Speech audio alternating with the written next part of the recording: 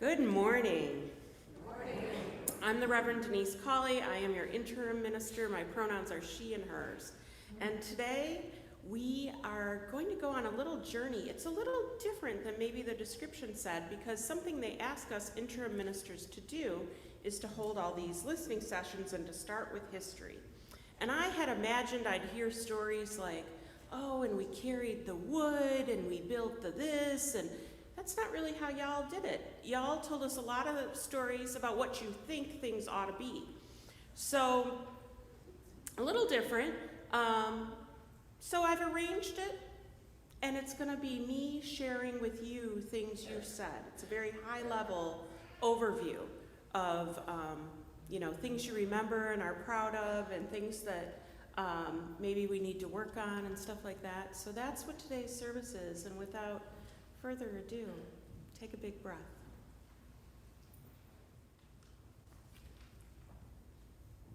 Good morning. My name is Leslie Pede.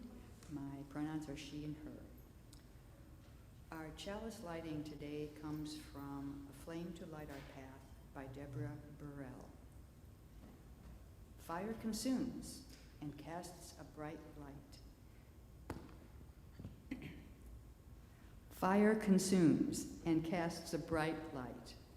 May our chalice flame consume our regrets for the past, our fears for the future, and our worries about today. May it light for us a path of joy and peace.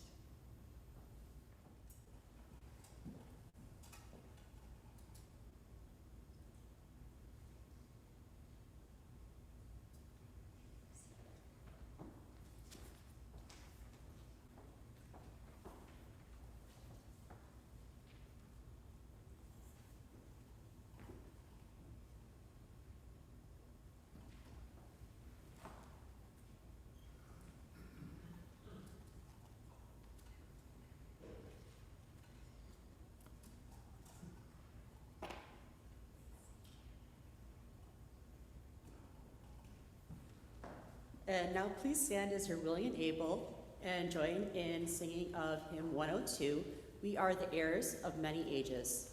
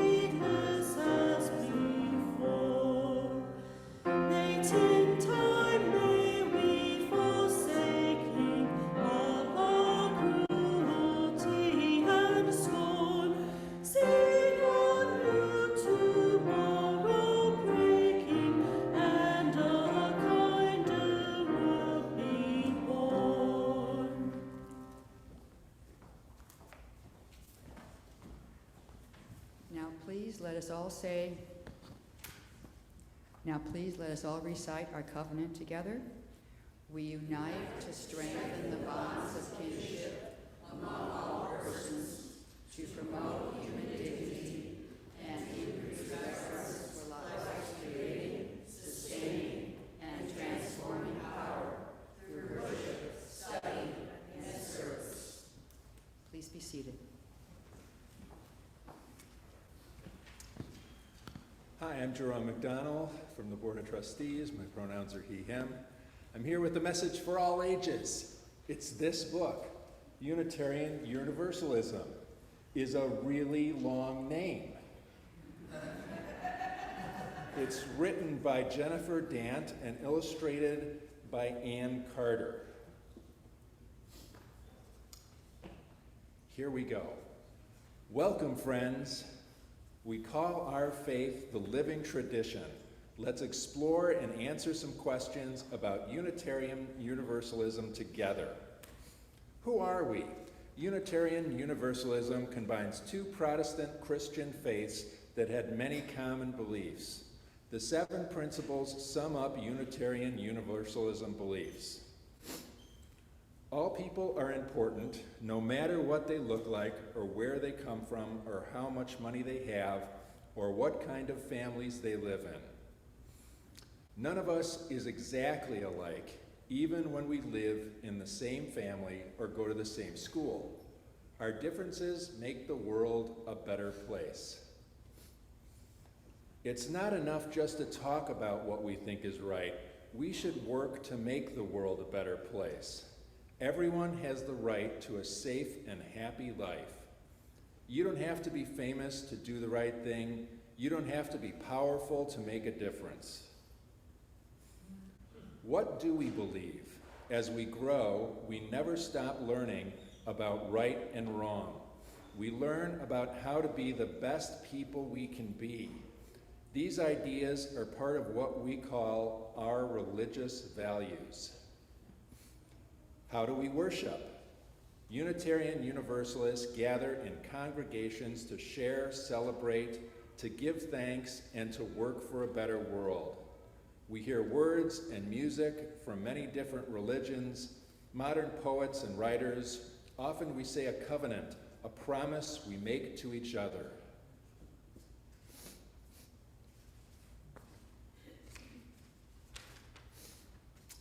Who leads us? Unitarian Universalist congregations make their own decisions and rules, vote on important decisions. Most congregations have ministers, sometimes interim ministers, who help us live as Unitarian Universalists.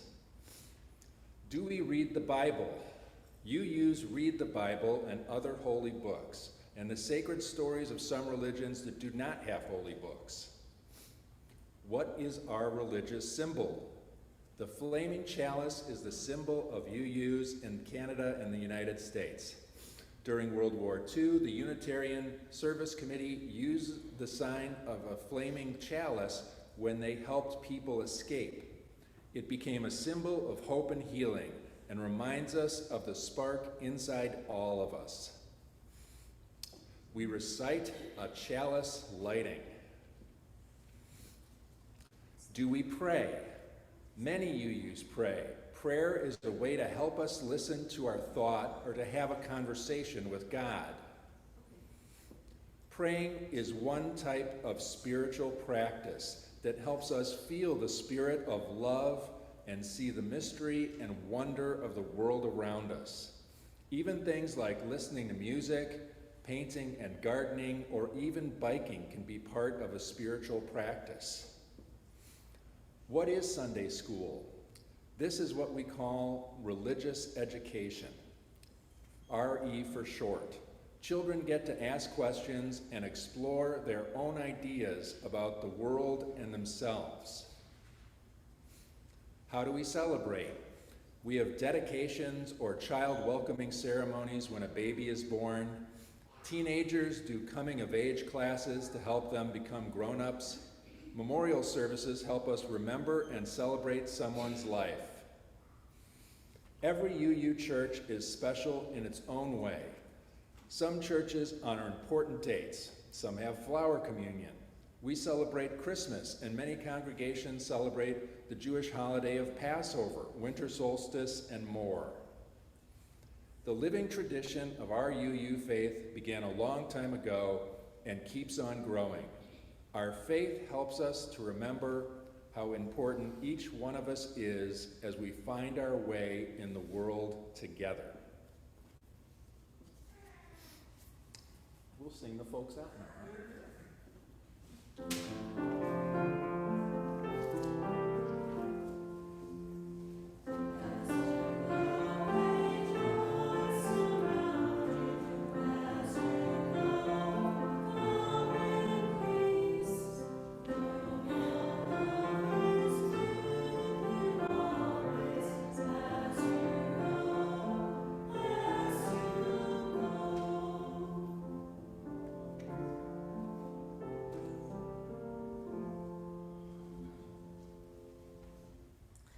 Today we are so lucky. We have two of our longtime members share stewardship messages with us, and I picked them because we're doing a history review of sorts. So our first is Joy Simon. She has been a member here for 44 years.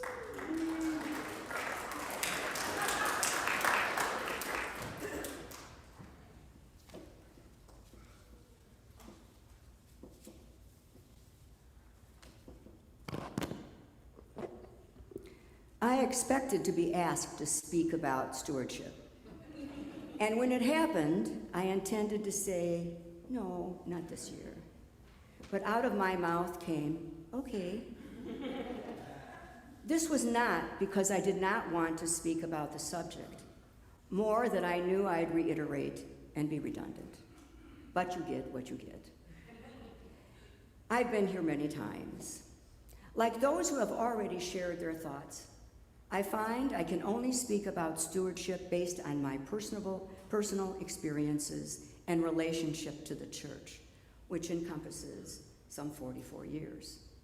I liked what Rev D said some weeks ago. Whether you have been a member for 50 years or 1 year, everyone here has the same value. I believe that too. The church has definitely progressed and evolved to the better during the time I've been here. As I thought about what to say, I realized that being in the choir has become one of my spiritual practices. One wouldn't think so if you attended one of our choir rehearsals because I am too often outspoken. However, I have been a choir member for 43 years. Each section does all it can to provide the best musical presentation possible. When we sing a beautiful composition with exquisite, moving lyrics, we sometimes feel the emotional energy from the congregation flowing right back to us. There have been times I was unable to sing because of the emotion, and sometimes I tear up while singing. By the way, you are invited to consider joining our little choir. I promise you won't regret it. I was a registered nurse for 50 years, gaining a certification as a psychiatric nurse. When I retired, I knew I had to have a service substitute for my life's work. To that end, I asked to be a lay minister. It is one of the most important and meaningful involvements I have within this church. The lay ministry operates on the down low on purpose, but I will give you an example of one of our more ambitious projects, with permission. A congregant who had moved here from Chicago was noted by the team to need housing that offered more services and conveniences. She did not have relatives or friends and considers the church to be her family. We found a facility that offered supportive living options. She visited and chose to relocate there. We assisted with the admission process and paperwork, took her shopping multiple times, helped her determine what items she would take to donate or dispose of, delivered appropriate items to charity organizations, found a small moving company, and assisted in the unpacking and completely set up her room. I think it took some 8 hours that day. One of the team brought her to her new living space.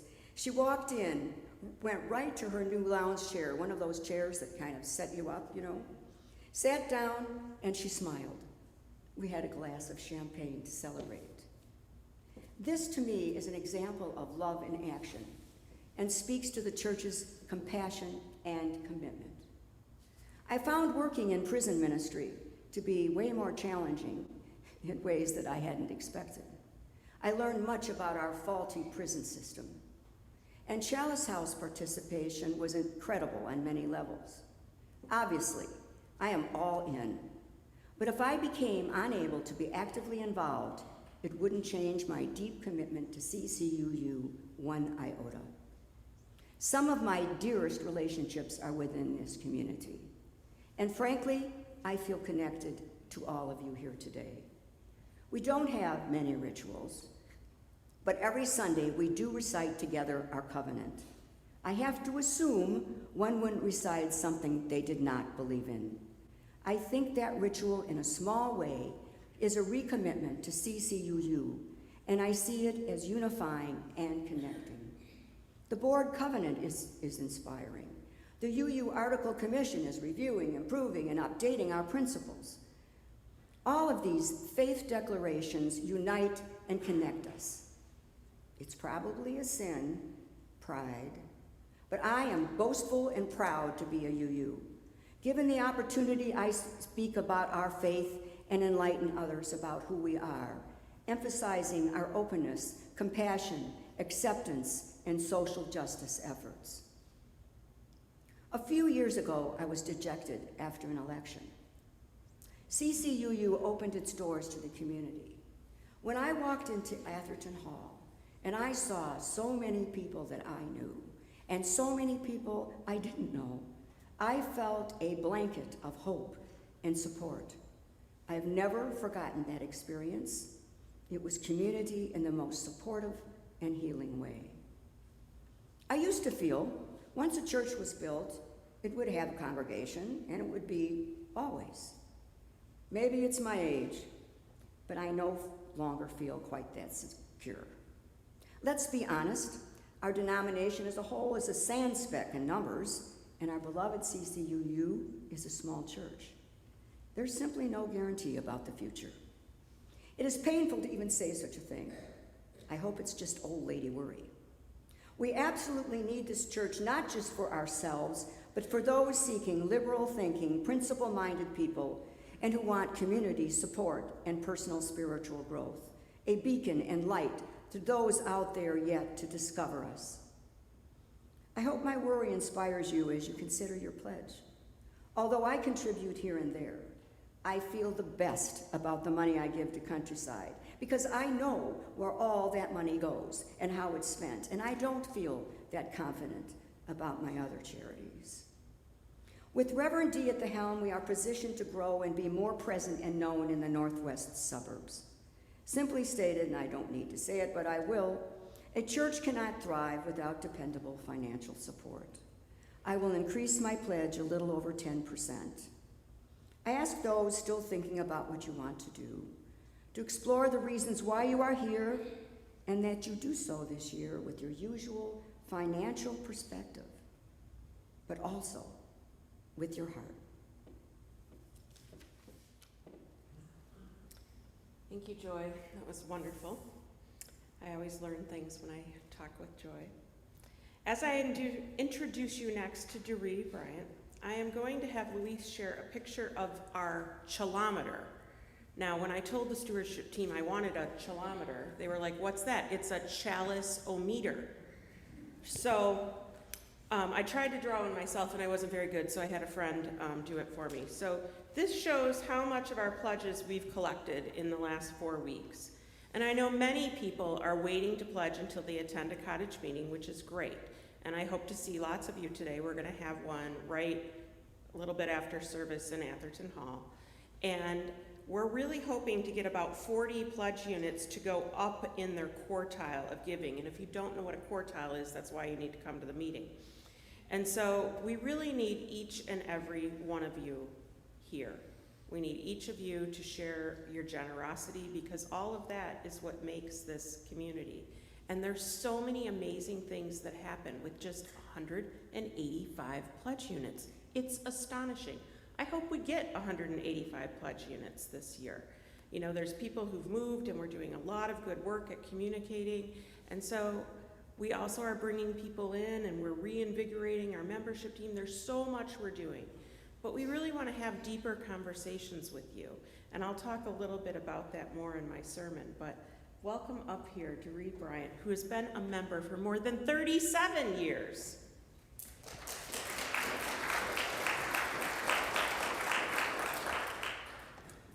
Before I make my prepared remarks, I must share with you a story that just happened to me this morning. My 24-year-old daughter, who lives and works in Madrid, Spain, called me this morning, excitedly telling me that she had had coffee with a new friend who's also American from Kentucky.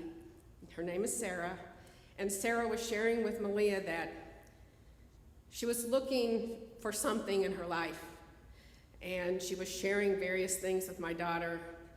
And my daughter didn't do an elevator speech, she did a coffee shop conversation about Unitarian Universalism. And Sarah had already texted her when she got home and said she had Googled it, and she thought, there's something here.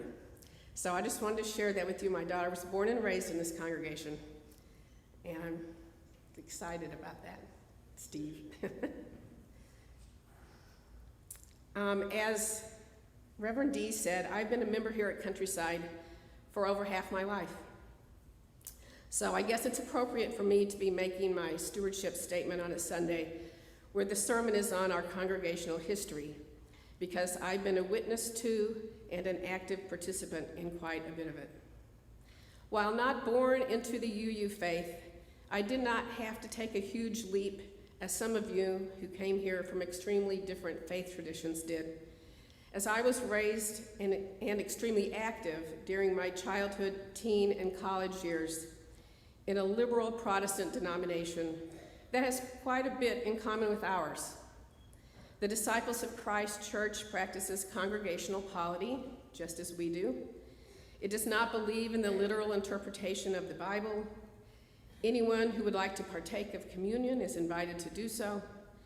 And the phrase, no creed but Christ, is a common one.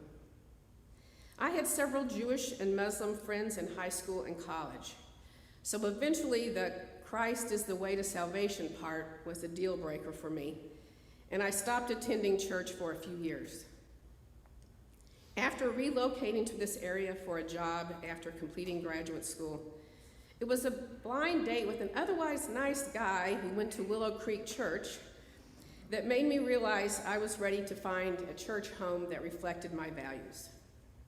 Remembering that my brother had attended a UU church in Tulsa for a couple of years in high school, I made my way to Countryside and found what I was looking for. I signed the membership book, and the class of 1985 included current members Tom and Nancy Dempsey and Siri Lauren, so I was in good company. When I joined back then, the church building was located in the old Palatine Library on Brockway Street. The entire first floor, which included the sanctuary, church office, minister study, a meeting space, a living room type area, a tiny kitchen, and 2 small restrooms, was about the size of Atherton Hall today. Children's RE classes were all located in one large room in the basement. Stories were shared with me of the origins of the congregation, which had broken off from the Elgin Unitarian Church in 1956 with a small, intrepid group who met in a series of even smaller spaces before they experienced the exultation of a winning bid to purchase the library, and who worked hard to transform it into more of a true church home. These are our ancestors, so to speak, our Countryside ones at least. It was their vision and determination to stand together, come what may, that paved the way to make room for folks like Tom, Nancy, Siri, and me. There was a feeling of coziness and comfort there in that little church on Brockway. So it certainly would have been easy in some ways to just stay there and enjoy each other's company. Certainly easier than raising the funds to buy a piece of property and build a larger facility. But these folks had found a place to worship together, to explore their beliefs and feel supported while doing so, to be a presence in the community and make a difference, to expose themselves and their children to a diversity of thoughts, to break bread together and raise their voices in song, to celebrate their joys and mourn their losses in community. We wanted there to be room for others to be able to do all of that too, to share our bounty with others and not just keep it to ourselves, to carry on the vision and hope of those first Countrysiders. It has not always been smooth sailing, to be sure, but there have been dedicated people who have stepped forward to steer the course, to right the ship, to welcome the newcomer, to purchase the rations, to patch the holes, to set sail on new adventures. We are on such an adventure now. Not only are we in a period of interim ministry, when we are taking a deep look into where we have been and where we want to go, we are also making some much needed changes in properly compensating our highly skilled and hardworking staff and stepping up to our fair share giving to the denomination, which has provided us with so many valuable resources through the years. So, it's all hands on deck. All of us are needed to get to where we want to go. With this in mind, I have increased my pledge for next year by 20% and invite those of you who haven't yet attended a Stewardship Cottage meeting to join the one I am hosting in Atherton Hall following today's worship service. There we can take a closer look together at the funding that is needed to sustain our church home. For those of us who are already here, and for those who are searching for just such a place. I'm so happy to be on board with all of you.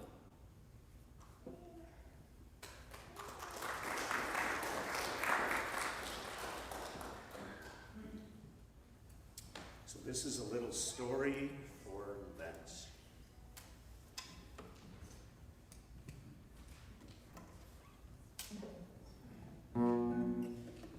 Proving that things don't change all that much over time.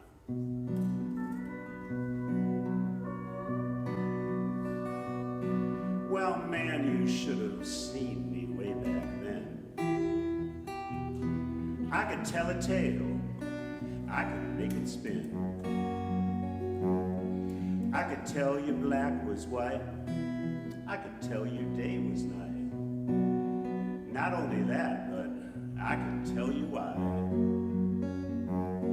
Back then, I could really tell a lie. Well, I'd hire a kid to say that he was lame. And then I'd touch him and make him walk again. Then I'd pull some magic trick. I'd pretend to heal the sick. I was taking everything they had to give.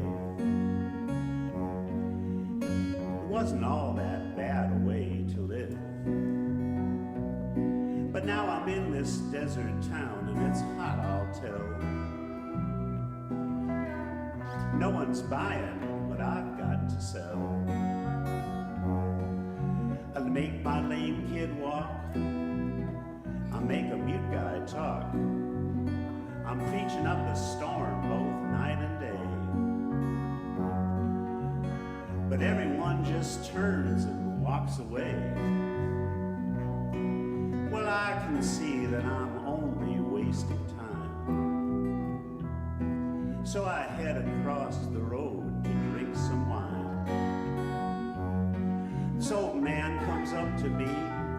He says, "I've seen you on the street. You're pretty good if I do say so myself. But the guy come through last month, he was something else. Instead of calling down for fire from above, he just gets real quiet, talks about love. And I'll tell you something funny, he didn't want nobody's money. No, I'm not exactly sure what this all means, but it's the strangest thing I think I've ever seen. Well, since that time, every town is just the same. I can't make a dime, I don't know why I came. I decide I'll go and find out who's behind it. He's got everyone convinced that he's for real. Maybe we can work us out a deal.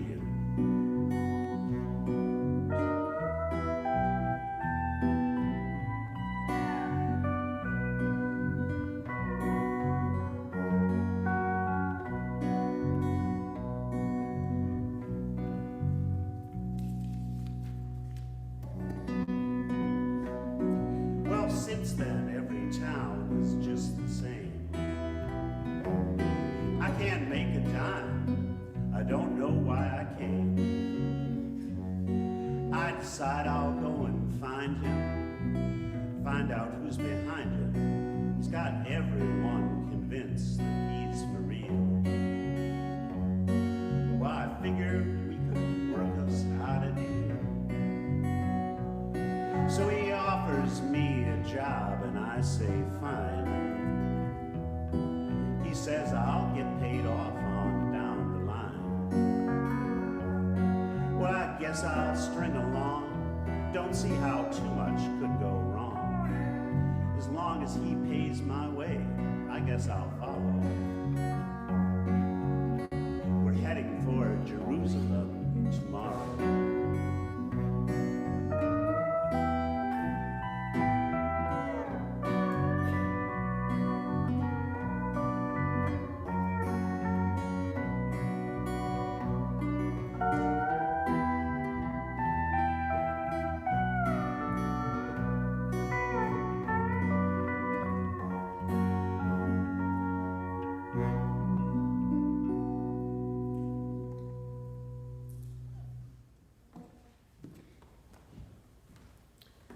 George Santayana said, "Those who cannot remember the past are condemned to repeat it."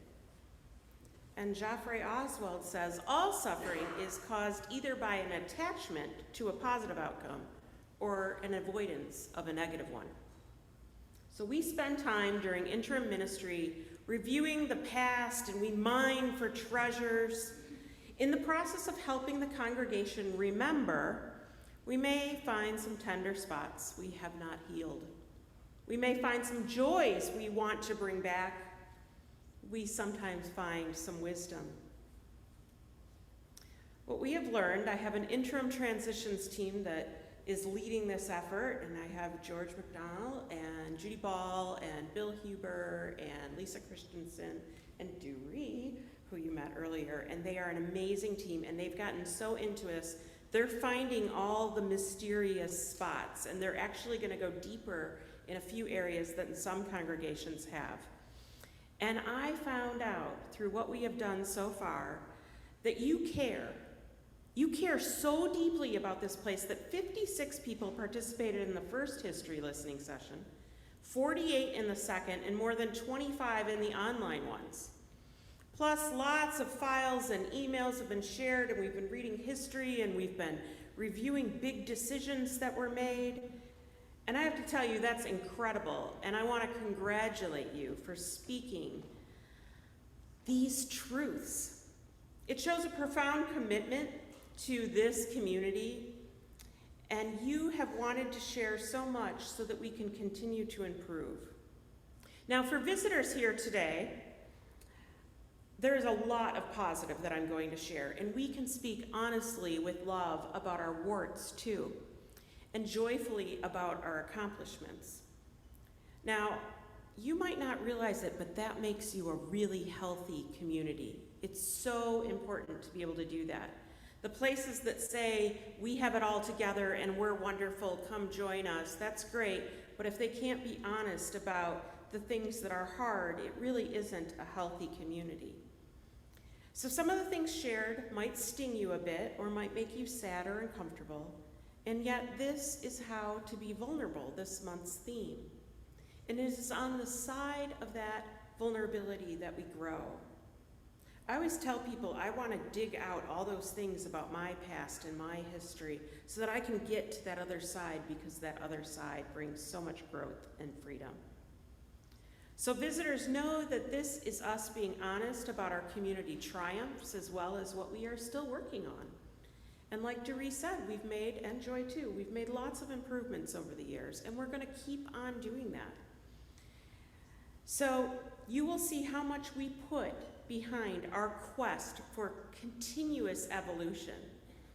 If you want to be a part of a community that is on a quest, I'm not going to lie to you and tell you we are perfect. As a church, we are a faith, and as a church and a faith, we are not perfect. In fact, our entire theology, what we believe about that spark of truth, about the divine or about God, however you call it here, our entire theology, the living tradition, is set up as an evolution for betterment. Now, remember, perfection is like an ice sculpture. It lasts only as long as there is no change in the atmosphere. My hero, Suzanne Stabile, who's an Enneagram expert, wrote that.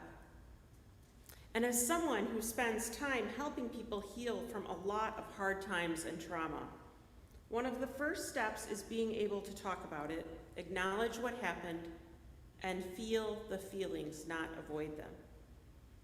Some of you may know that my process of becoming a certified interim minister, I want to go to another level with my ministry, is one where we use the congregation we're serving as our laboratory.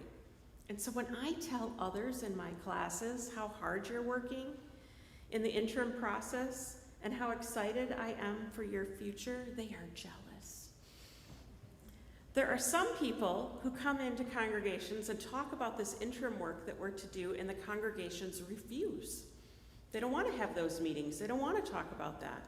And so they don't grow as rapidly as you are in the process of growing. And so I'm excited, and so is the denomination about you. So today I'm going to share things you said in these 4 history sessions, as well as in feedback and documents that myself and the team have been getting and reviewing. And our group is still kind of delving in. We're still in the process of analyzing. It's been richer than we anticipated. And it's brought out some stories that we didn't know about. And so we're going to be sharing it with the board and the program council in greater detail. And we're also going to be talking deeply this month with all of our religious education teachers.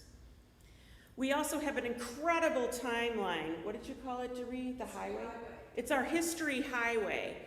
Bill Huber has tested how we put it up and this and that. And tested which glue and which stickers and all these things will work the best. And so we really want you to spend time reading that and reviewing that and taking it in. And we'll have ways for you to add more to it. And then we're going to photograph it and find an appropriate way to share it on our website because it's your story. So in life and in congregations, moving on from what is uncomfortable, without feeling the feelings leaves tension in our bodies. And so today I'm here to hold up the mirror, and I'm showing you what you said. It's a big, broad overview. And as we go through this sermon, some thoughts might come up, whether it's about your personal life or your own stuff or about this congregation that you might want to let go of. So you were given a piece of vanishing, dissolving paper when you came in. And if anyone needs a writing utensil or another sheet of paper, just raise your hand, and the lovely Karen Epps will get you what you need. So as we go through the sermon, jot down what you want to maybe consider letting go of. And there will be a time during the offertory and that hymn when you can come up and you can drop those into this bowl of water. And then we're going to compost it out into the garden and feed our garden. So it's time for us to let some things go. And it's just about saying it happened and it's no longer useful so that we can make room for the future we desire.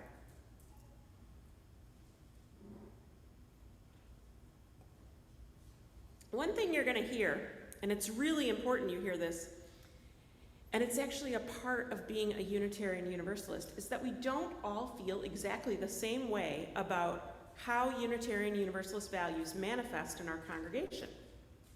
And that's the great thing about our faith, is that it's an evolutionary one. We are a living tradition. That means we have to live and study and experiment to create our faith. It's purposely designed to be constantly evolving. That's why you're hearing about the Article 2 updates to the principles. It's in the bylaws. They have to update them every 15 years. And so we practice constantly. And by practice, I mean practice, not perfection. We try things out, we experiment, we improve ourselves and our faith to make ourselves and the world a better place. So one of my favorite Enneagram authors that I keep quoting, Suzanne Stabile, likes to say, as long as we stay in the dark about beliefs that have shaped who we are, we're prisoners of our own history. So today, my friends, is the day to let light in, and what a glorious day it is with the sunshine. Let that light in, and for those visiting us today, I invite you to take this as an invitation to join us on the journey. You don't have to come in knowing it all. You don't have to come in with some level of understanding. We're all processing. We're all practicing together. And so you don't have to think alike in order to love alike. And our faith is about figuring it out and struggling until love wins together. So let's take a look at what we've discovered. We love it when we all participate in walks or protests or pride parades. We love going out and doing community events together. It almost doesn't matter what the event is. Climate conferences, doing stuff with POC, one of our community partners, you name it, we love it when we show up together to be UU together and share our values in public. It's a source of deep pride and bonding. Soul work is best done in the context of community, says Suzanne Stabile, and when we do that, we feel good. When the congregation engages meaningfully with the outside community to advance our agenda, it's very satisfying. And many people feel we don't do it enough and wonder why we don't do it more. So that's an area of opportunity. And we have an area of opportunity. The Social Justice Committee leadership right now has stepped down, so if you're interested in getting more involved with that, talk to Susan Ald or Yvette Johnson, and let them know you're interested. Now, when it comes to topics about religion and faith, there is a deep desire to know more about other faiths without cultural appropriation or usurping the other religion like it's our own. And there remains a curiosity to hear from people and visit with people of other faiths. Now, this beautiful building, people are very proud of us being able to move and grow through different physical locations, and building this location on Smith Street is a point of great pride. We felt euphoric when we even added the RE wing down there, and we were really able to come together to build this building, and many people love it. In fact, we're not even the only congregation that considers it our spiritual home. We rent to Agape on Saturday evenings. They use our sanctuary, and they consider this their spiritual, physical home too. So plus, we are now in a new process of moving, right? We're moving more and more into online spaces, and that's another area for us to keep growing and changing within, and to be able to invite new people in, as well as to hold all of the people who aren't able to physically come here. We have disabled members that spend every single week visiting on Zoom. We have some families that want their children to experience all of the service, and they decide to watch the whole service on Zoom too. We have visitors that come and visit us first there. So that's a new location we're sort of moving into. We hold really complex feelings on Christianity and Jesus. Some would like to hear more about the concept of God from the pulpit, and many in the congregation seek to hold greater respect for our UU Christians. There is a desire to learn what is a UU Christian, and some identify with the teachings of Jesus as the radical peace activists and some of our UU Christian roots. There are those who hold religious trauma about those kinds of things, and that needs some healing. And there might be some room in the congregation to do some of that healing around faiths of origin. And there is a desire to talk about those complexities. I wonder too, is there a way to apply what I call both and thinking at Countryside? It's both complex and we want to know more about it. It's both difficult and we may or may not believe all of it, but we want to be respectful in our conversations. There's a lot of pain about times that we haven't been. Sorrow. Now, switching to justice activities and those that support our faith, hands down, one thing everybody agreed on that we have talked to is Chalice House. We love it. Chalice House is the house on our church property where we and partners provide temporary housing and support families or individuals navigating the U.S. asylum process. And Chalice House offers alternatives to detention while an immigrant's case is pending so that families can stay together and immigrants don't experience additional trauma in immigration detention centers. It's one thing we are more proud of than just about anything else that we are doing. It is us walking the talk. And there is a desire to look at ways to even grow that program more, but we all agree that everything from the volunteer opportunities to what it teaches our children and how it creates more opportunities for people to practice their faith, that is a fulfilling and brilliant expression of our values. Now, COVID came up so much, we were really surprised as a team how hard of a time that was for everyone everywhere. We weren't surprised about that, but we were surprised how much everyone was still talking about it. All churches had to pivot during COVID, not just us. And we have listened to lots and lots of stories about COVID and lockdown and keeping us all healthy and safe while still trying to hold our UU values. And this topic holds a lot of charge and an incredible amount of frustration here at CCUU. For the interim transitions team and me, we were a little sad and surprised to hear how much it still hurts and how much of that still exists. It was a very hard time for everyone, including the staff and the minister and the board and the committees. No one ever had faced anything like this. The science kept changing and people's minds kept changing. And we had a number of other extenuating circumstances here that made it even harder, like a broken furnace and a minister who had to take leave. And while we hold that pain, I wonder, could we offer some more grace to ourselves, to all these leaders and the staff who also had never experienced anything like that? I wonder. One thing we did hear about COVID is how proud we were that we never missed a Sunday during lockdown. This congregation had services every week, and we continued to have RE classes for our kids. We even had coming of age happen virtually. We pivoted so well. Now, money is a complicated topic here. Like many congregations, we are faced with how to do more with less. Many appreciate the direction we have been going in to continually increase information and transparency around money. We heard how much people appreciate that we're trying to talk about money and have check-ins about it throughout the year. But this is very tricky because some of you would like us to spend as little time as possible on fundraising and stewardship and not talk about money at all. I thought you'd find that funny. Yeah, we were told we should be completely transparent in an ongoing way and also pay attention to money all year round, but don't mention it. Complicated, right? We heard that people really want to figure out how to bring in more people into this vibrant community, but they don't want to join the membership committee. And forget the marketing committee that's not existent.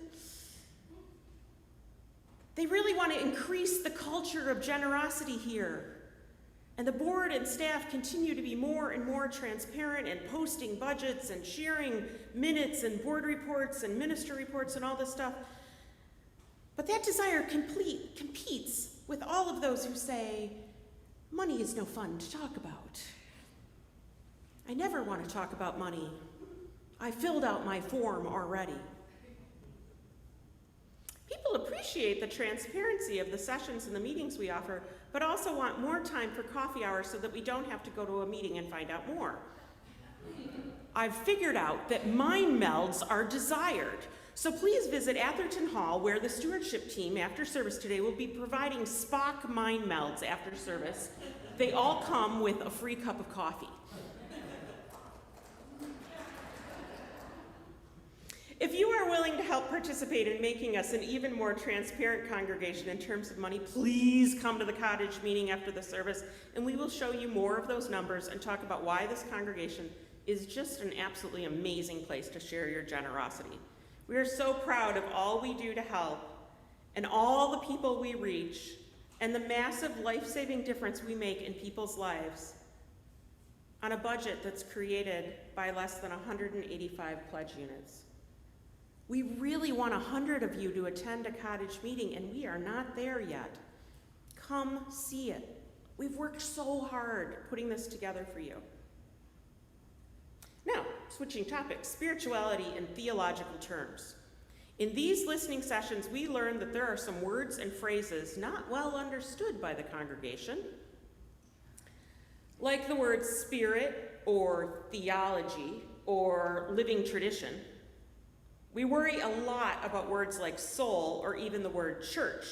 In fact, we heard that there are a lot of people that would like to revisit removing the word church from our name, and some would like us to be known as a congregation. Now, religious education and faith formation. We have a quest for deeper meaning and understanding in our lives, and many wish that more of you would sign up for retreats in those adult faith classes. They have great experiences at them, and they want you to feel that and experience that too. And there is also a desire for our young people to have a greater part in worship, and we delight in hearing from them. There are so many wonderful compliments to all the parents in here and grandparents. Boy, you are raising some special human beings. And there is a sadness that there are so many sporting events and recreation programs that now schedule their events during Sunday mornings. And people who experienced Sunday mornings with their families and all the learning there are deeply sad that all of our children aren't getting that now. So we want to be careful with our families' time and respect them and serve them, and we want them learning about religion, and that time has diminished. Comments on religious education and adult faith formation and children's learning and study ministry are really complex in this congregation. And we are still analyzing what has been said, and we've decided we need to continue to listen. It's really important to me, especially as we're in this time where our religious education director has stepped down, that we really listen. And so this month, this very week, Wednesday at 7 p.m., everybody who teaches, I'm going to meet with them on Wednesday night on Zoom, and on Monday, March 20th, the parents and the teachers and caregivers, we're going to get together on Zoom as well, so that we can keep listening and exploring and planning together. And this is an area we're going to focus on, continue to delve into the stories, and so please join me. There is a deep pride in how amazing and thoughtful our youth are. There is a sense that they well understand how to talk about our faith and what we stand for. And people love that the kids know how to give elevator speeches about what is UU. And many adults are hoping that the kids will teach them that too. We see how powerful the trips to Boston have been, how abundant our youth conferences, cons as they're called, have been, and we appreciate all the work we have done in the past, and even as recently as a few weeks ago, to teach our youth how to research, write to, visit with, and interview political representatives. And there are a lot of wonderful stories in this congregation about how many young adults that yielded going into fields related to social work, justice, and politics. The work we have done here has been powerful. Congregants of all ages want to learn more about various theologies and spiritualities, as well as different religions, and what the difference is between those. And there is also a great desire to learn more about the history and spirituality of our own Unitarian Universalism. So this is just a high overview of all the stories that we've collected, and today's service is just one aspect of the larger interim review process that is designed to set our congregation up for even greater success in the future. And the next step in our process is analyzing what we've heard, sharing it with the board, developing our notes into a report, and that will also help your search team as they develop the congregational record for future ministers to review. The healthiest congregations know who they are, where they have been, and where they are going. We are in a liminal time, a time of change and waiting for our next steps, and I promise you, there is no more creative time than a liminal time. We are here to grow our trees for our ancestors, to dive in, to experiment. And if we can hold the complexity of all the wonders that we know and all the good that we have done with the magic of possibility, anything can happen. I believe in you.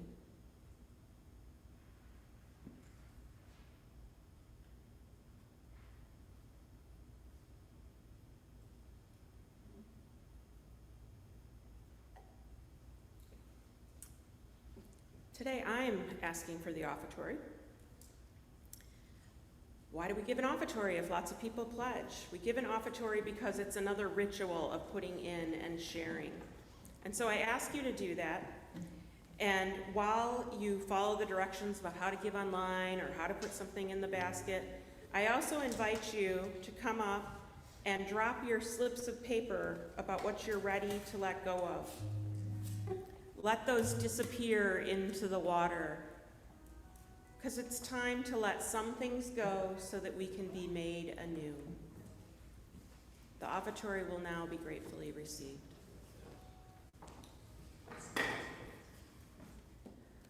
Take a look at how murky the water is where you put everything you want to let go. It's quite cloudy. And while I give the benediction, our lovely worship associate, Leslie Pete, is going to take it out and compost it into our garden and water some plants with all that we are letting go.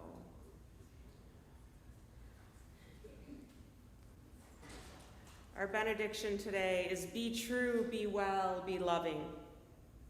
We leave this gathered community, but we don't leave our connection, our concerns, our care for each other, our service to each other, to the world, and to our faith. It all continues. So until we are together again, friends, be strong, be well, be true, be loving.